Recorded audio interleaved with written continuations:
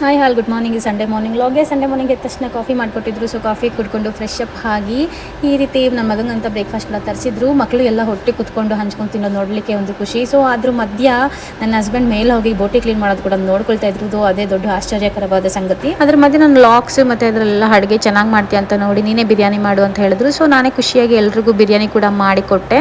ತುಂಬ ಖುಷಿ ಆಯಿತು, ತುಂಬ ಟೇಸ್ಟಿ ಆಗಿತ್ತು ಅಂತ ಕೂಡ ಹೇಳಿದ್ರು. ಸೊ ತಿಂಡಿ ಜಾಸ್ತಿ ಆಯ್ತಲ್ಲ, ಒಂದು ವಾಕ್ ಹೋಗೋಣ ಅಂತ ಹೇಳಿ ಆಚೆ ಈ ಥರ ಹೊರಟ್ವಿ.